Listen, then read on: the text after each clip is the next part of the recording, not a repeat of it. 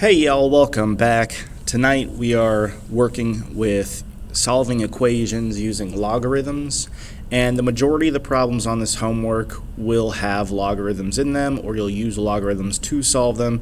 So you'll see kind of a mixture of exponential and logarithmic equations throughout this homework. There will be a couple here, particularly in this one-to-one property section, where you actually don't need logarithms to solve them. You can just use the one-to-one property. But for the majority of these, we will be using logarithms, either in the original equation or as a means to invert an exponential equation. We're trying to isolate a variable up in the exponent. So let's just start with number one here. We've got e to the 2x equals e to the 3x minus 1. This is a case where we want to use the one-to-one property. And basically what the one-to-one property says is that if you have two equal functions with different arguments, so like this is like e to some power equals e to some power, if both of these bases are the same, then you can just set the exponents equal to each other. So we can do that here and say that 2x equals 3x minus 1. You can pretty much do this for all functions. It doesn't have to be exponential or logarithmic, but as long as you have like two functions on both sides of the equation, you can drop the function and just set the arguments equal to each other. So anyway, now we got a linear equation that we can solve here using our properties of equality. So I can subtract 3x from both sides, and that'll give me negative 1x, because 2 minus 3 is negative 1, equals negative 1. We really don't need to put this negative 1 in front of the x. We could just write negative x, and that means the same thing. So lastly, we can divide both sides by negative 1, and we get x equals 1. Number 2 is similar, but we don't have the same base here. However, we could rewrite 8 as a power of 2, since 8 is 2 cubed. So we can rewrite this as 2 cubed, and now we can use the one-to-one property to set the exponents equal to each other, and we get x equals 3, and there's nothing left to solve after that. For number 3, we have a similar situation here where the bases are not the same up front, but we can rewrite 36 as 6 squared. And then once we do that, you can see now we can set those exponents equal to each other. 2x minus 6 equals 2. Adding 6 on both sides gives me 2x equals 8. And then dividing both sides by 2 will give me x equals 4, and that's our solution here. So yeah, you want to set it up so that you can use the one-to-one property if possible. I just think it's a lot easier to solve it rather than trying to invert these. Although you could do that, and we'll see some problems later on where you have to do that. But for 4 and 5, we can use the one-to-one properties for these as well.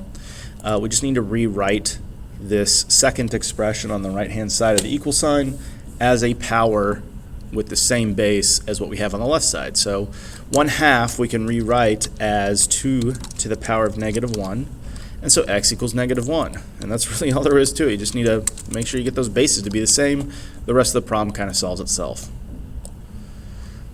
Number 5, same kind of deal here. We can rewrite 25 as 5 squared. So we're going to say 5 to the x minus 3 equals 5 squared. And so x minus 3 equals 2. And we can say that because of the one-to-one property that we talked about earlier. Adding 3 to both sides gives me an answer of x equals 5. Now starting with number 6, we are still using the one-to-one property, but as it pertains to logarithms. So it's the same kind of idea here where if both sides of the equation, if you've got the same base, you can drop those bases and set the arguments equal to each other. The same thing goes here. As long as you have the same base and just a single logarithm on both sides of the equation, you can safely drop the logarithms on both sides and just start solving the rest of the equation. So here we have log base 5 on both sides, so we're going to go ahead and drop that. Now be careful here for a couple of reasons. Number 1, the bases do have to be the same, so just be on the lookout for that. But also you can only have a single logarithm. So like if you see an equation like down, let me see if I can find a good one real quick. So like, well that's not a great example here. Well, maybe there's not. Okay, so here, like 19 for instance, and we'll solve this later on, but notice how we've got like a well, 18 we've got a sum, 19 we've got a difference of logarithms, and even though all the logarithms have the same base here, you can't directly use the one-to-one property here because we just can have we can only use that if we have a single logarithm on both sides. Now that's not to say that you can't rewrite this so that you have a single logarithm, and that's really what we're going to end up doing, but as it stands, you can't just directly use the one-to-one property there. So don't just get too so don't get too excited trying to drop all the logs that you see. This only works if you have a single logarithm on both sides and the bases have to be the same. One other thing to consider is that when you solve an equation that has logarithms, you do have to respect the domain restriction of a logarithmic function. And so if you ever get an answer or a solution that when you plug it back into the original equation, it gives you a negative number inside the parentheses, then we say that that is actually an extraneous solution, it's not actually an answer. So you get these kind of fake solutions every once in a while. So you do need to make that little check here, but I don't have a problem with x equals 5 if I plug this in. 5 plus 1 is 6, and that falls well within the range, or the domain rather, of the logarithmic function. Number 7, we're going to drop both sides of the equation here, or both logarithms, and we will set the two arguments equal to each other. X minus 3 equals 9. Now we can add 3 to both sides to get x equals 12, and that is our answer for number 7. We can check, before we go on to number 8, let's check real quick. 12 minus 3 is 9, and that's positive, so no issues with this solution. I don't think any of the problems on this particular homework are going to have domain issues, but it's important to check because sometimes they do, and maybe I'm missing something. Maybe I forgot one or two of these problems. It's possible that one of them does have an extraneous solution, but we'll see. I don't think they do, but we'll see. Here we can add 4 to both sides. We get 3x equals 9. Dividing by 3 on both sides gives us x equals not 9, but 3. 3 does not cause a domain problem. 3 times 3 is 9, minus 4 is 5, so that checks out. That looks all good. Okay, so that's all about the one-to-one property. The basic idea here, whether you have an exponential or a logarithmic equation, is if you have just that single function on both sides, you can drop the function and just set the arguments equal to each other. Now with the inverse property, this is where you don't have that logarithm on both sides or that exponential on both sides. In this case, you want to isolate the actual function, whether it's logarithmic or exponential, and then use the inverse property and invert the equation to solve for the argument. So for number 9, we have log of 4x equals 2, and we can rewrite this to solve for 4x by using that inverse property. Now the base of this logarithm is implied to be 10. When you don't see a number here, it is going to be 10. So after we invert this, we get at 4x equals 10, coming from that base, squared. Now from here, you're just going to go through your normal solving process. 4x equals 100, so if I divide both sides by 4, I'm going to get 25. Not 14, little typo there. Yeah, 25, and that doesn't cause any domain problems, so I'm safe to say that's my answer. Number 10, we'll solve this similarly. 2x plus 1 equals, and then we'll grab the base here, which is Euler's number E, good old Euler, squared. Now because we've got that irrational number in there, our answer is not just going to be a nice clean integer like number 9. We are going to have an expression that involves both E and some real numbers here, or some integers. So let's see what we get. So first we'll subtract 1 on both sides, so we get 2x equals E squared minus 1. And then if I divide everything by 2, I'm going to get my final answer here, E squared minus 1, all divided by 2. There's not really much more I can do there. It is possible for me to write this as E, like 1/2 E squared minus a half. There's not really any great reason to do that, to be honest with you, so I'm gonna leave it like this. Number 11, here's where we have an exponential equation, and we are still going to invert it, but we're going to invert it back to be a logarithm. So the base is 3 here, and I'm trying to isolate x here. That's in my exponent. So x is going to be log base 3, because that is the base of the power of 7. And since 7 is not a power of 3, we're just going to leave it like this. The answer is going to be irrational. You know, think about it like if your answer was square root of 7, you would just leave it as square root of 7, right? So anytime you get these irrational numbers and you're trying to represent them exactly, sometimes the answer just kind of looks funny like this. But that's it. There's your solution for number 11. Let's take a look down here at number 12.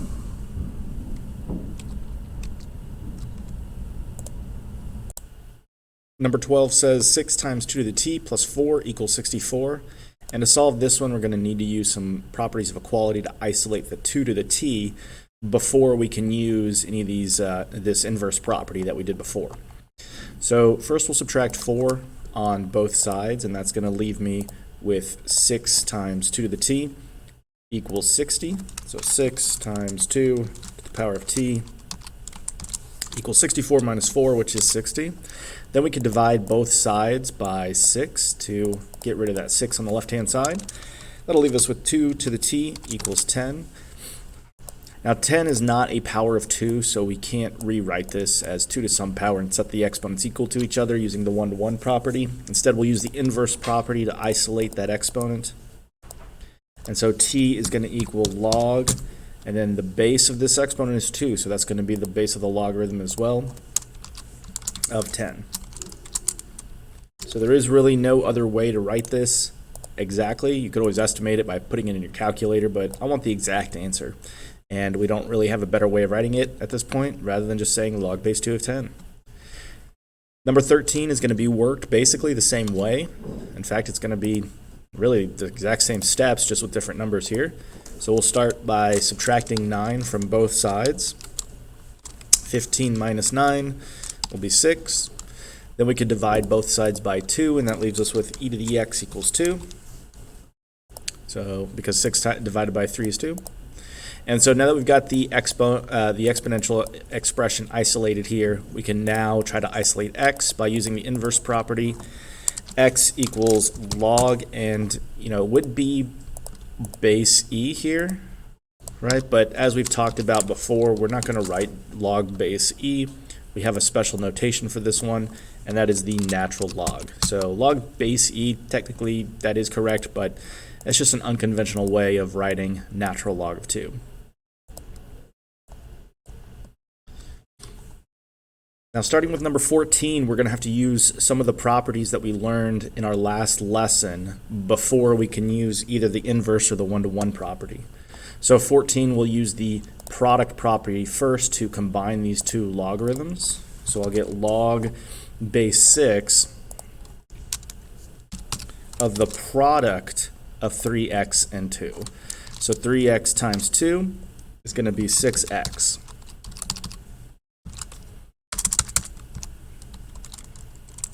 And that equals 1. Now that we've got the logarithm isolated, we can go ahead and use the inverse property and isolate what's inside the parentheses here, the 6x. So 6x is going to equal 6 to the first power. 6 to the first power is just 6, and so when we divide both sides by 6, we get x equals 1.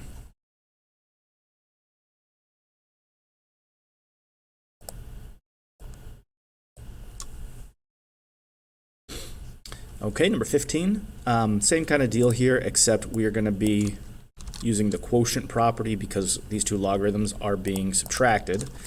So we have log base 10, although I'm not going to write the 10, 4x over 44 equals 0. I'm going to reduce this first. 4 divided by 44 is going to be 1 over 11. So we get x over 11 equals 0. Now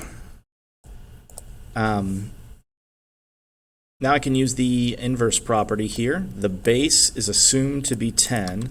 So we've got x over 11 equals 10 to the 0th power. Anything to the 0th power is 1. So this 10 to the 0th power is just going to be 1. And then if I multiply both sides by 11, I'm going to get x equals 11.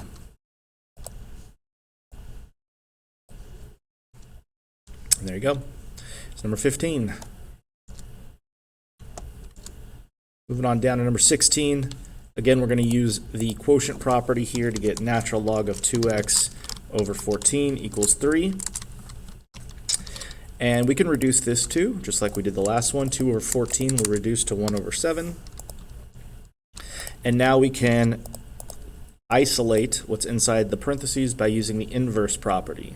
So the base for the natural logarithm, you don't see it here, but it's written as Euler's number. So x over 7 equals Euler's number to the third power. And I can't really simplify this because it is irrational, but what I can do is just multiply both sides by 7. I just can't combine that with the e to the third power, so I'm going to leave it as 7 times e cubed, and that will be our solution for number 16. Number 17 is another case of where we need to use the product property. So we have log base 3 of the product of x plus 3 and 5. So it's like 5 times x plus 3. 5 times x is going to be 5x, and 5 times 3 is 15. So we get 5x plus 15.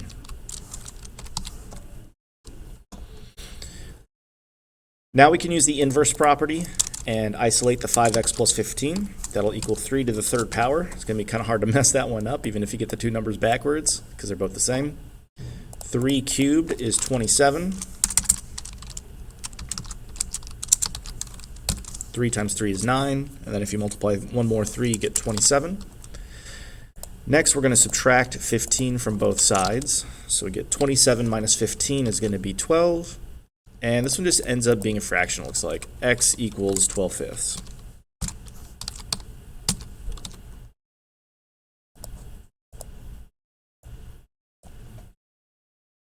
Okay, we only have a couple problems left here. Looks like just these last two. Number 18, we'll once again use the product property, but instead of using the inverse property here, since we have this natural logarithm on both sides, this is different than the ones we saw before where we just had the logarithm on one side. When the logarithm's on one side, you're going to use that inverse property, but when the logarithm's on both sides, you can use the one-to-one property and drop the logarithm, so we can just set what's inside the parentheses equal to each other. At this point, I'm going to subtract x from both sides to give me x on the left-hand side. And then if I add 2 to both sides, I'm going to get x equals 22. And that brings us to our final problem here for tonight. Number 19, we'll start with the quotient property. 6x minus 18 over 3 should be inside just a single natural hold on, this one's not a natural logarithm, this is just a common logarithm. So the base is going to be 10 equals the log of x. And then, so now that I've got the log on both sides, I can use that one-to-one property and just set the arguments equal to each other.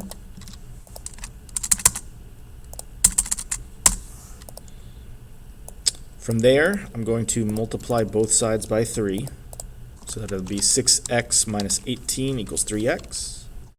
From there, I can subtract 3x from both sides. Just be careful here, since I'm subtracting 3x and there's nothing left over on this right-hand side. Just don't forget to put a 0. So 6x minus 3x would be 3x, so I get 3x minus 18 equals 0. Then I can add 18 to both sides to give me 3x equals 18. And to just finish this off, we need to divide both sides by 3, and 18 divided by 3 is 6. So our solution here is x equals 6, and that about wraps it up for tonight's homework. As always, please reach out if you have any extra questions or you just need some clarification, and I can help you out. But otherwise, y'all have a great day, and I'll see you next time.